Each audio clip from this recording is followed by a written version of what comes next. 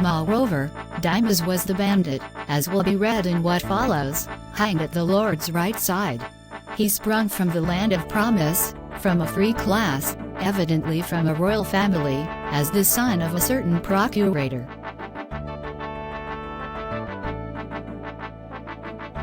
During the youth of the Lord's incarnation, in that very crisis of Herodian cruelty against boys, he was ordered by the king to guard the borders with his father, lest some boy brought from somewhere escape some distance away.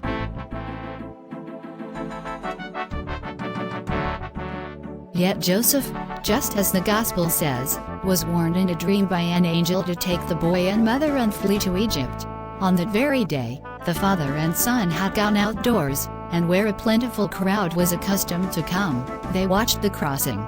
The father said to the son, "Sit here. I will wander around. After I inspect the crossroads, I will return to you. Watch carefully, lest I be found in contempt if someone escapes." It happened by God's providence that he quickly wandered away, and, behold, the son saw Joseph coming with his belongings and Mary holding in her arms a boy, yet also poorly outfitted.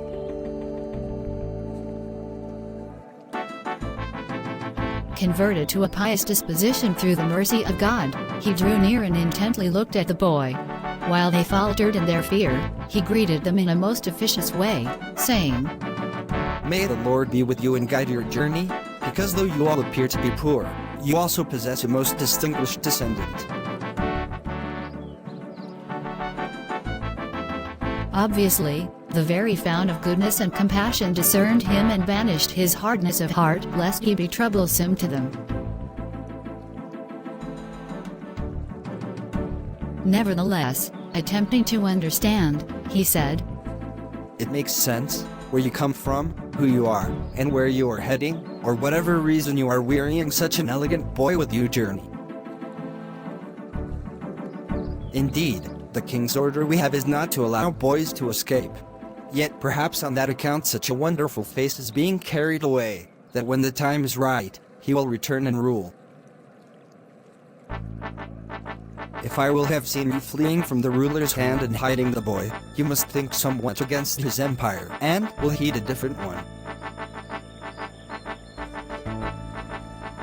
As he said these things, Mary, seeing that he was standing nearby, so attentively inspecting the boy, was choked up in her insides, fearing lest he snatch Jesus away violently. Joseph responded to them, "Lord," he said, "your Lord, a powerful king, discovered by report that a powerful king has been born, and fearing the loss of his dominion, he appointed you the guardian of boys. Therefore, it is fitting that you all watch out for the sons of the rich men of this region who are capable of begrudging his superiority at a later time. Yet, when you see people squalid in misery, it is not appropriate to reproach them with these talks. Indeed, how is it possible to consider superfluous matters when someone wearied by several troubles wishes to perish? And it is certainly quite undistinguished for an adolescent of such exceptional, inborn quality to wish to ridicule with misfortunes the oppressed, whom he ought, if he has good sense, to refresh with consolations. Great people manage lofty matters sensibly, and to guard the peace they do not desist rooting out those they see opposed to them. I who have lived so long was a craftsman. To that extent a hand is idle, a home is empty. I valued what is most profitable. Please allow me and my partner to manage to find some food quickly. We come from the region of Galilee, that is, from the city of Nazareth. We were exiled from there, coming to your borders. Driven by starvation, we are compelled to cross over.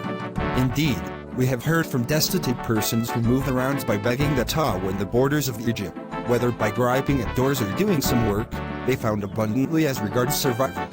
Consider, Lord, what you are asking, because we surely want to arrive there so that we and this boy whom you discern will have the strength to survive."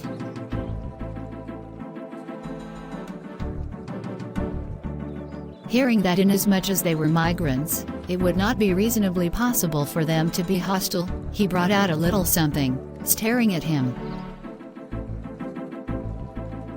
admiring, blessing and magnifying the infant, introspecting other sweet words for the parents, and having nothing but love's exceeding devotion, he permitted them to leave. Having been released, they hastened to get quickly through this trouble, fearing defeat from the rear. The young man returned whence he had come, expecting his father's return. Meanwhile, he reconsidered and ardently longed for the boy's charm, the sight of whom could not be sated. As his father delayed, he was struck motionless. He disparaged himself, because he had released them so quickly. His mind was seized by different thoughts, not knowing whether to await his father or to follow the boy. Respect for his father won out.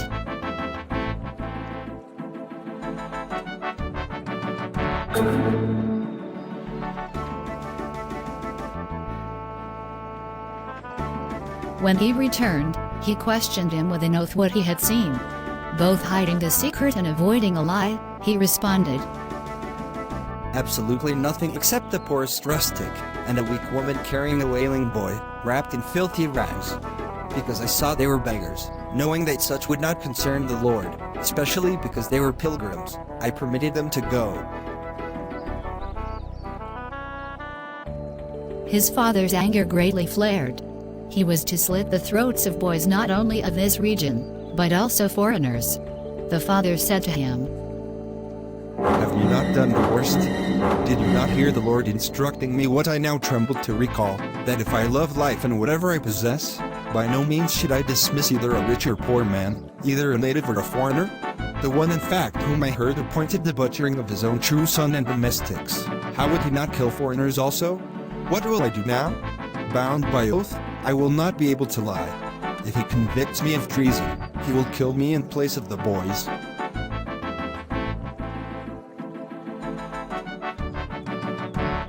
He asked the hour when he dismissed them, and bereft of the hope of finding them, he withdrew sad and terrified.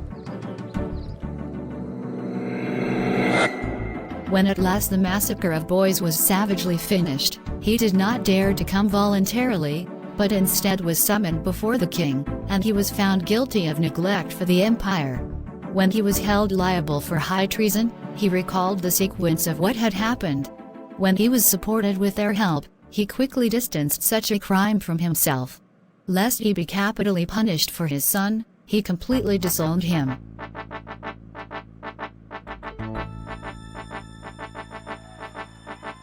What finally happened? Expelled from his father's house and neighborhood, he commenced engaging in banditry, and it became a tribulation, because he was hardened with weapons and perversity, and under the cloak of his parentage, the people did not dare to resist him. If ever he came back to himself, it was while thinking on the king's such immense shame.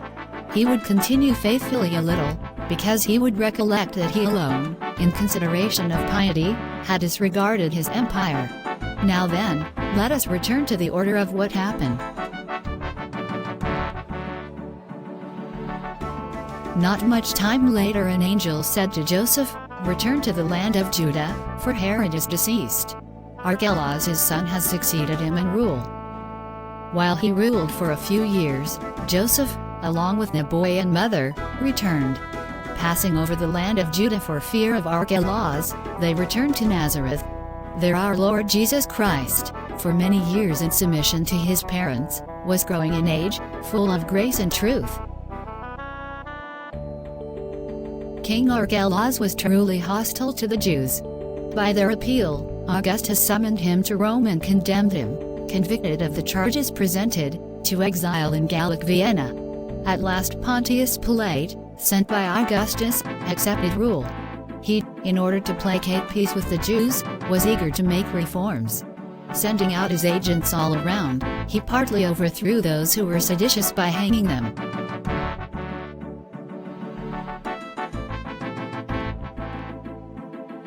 Wherefore it happened in the years that followed that our Lord Jesus Christ, because he has been doing miracles, was jealously accused by the Jews. By false witnesses scrutinizing him, he was unjustly condemned. But the bandit remembered above as previously described was the cause of the Savior's exile at infancy. After he had perpetrated crimes for many years, he fully endured the traps of Pilate himself. For his guilt he came to the gibbet. But, by his humble confession to his partner in punishment, he who was being tortured for his guilt, finding mercy beyond what he has asked, became his partner in bliss.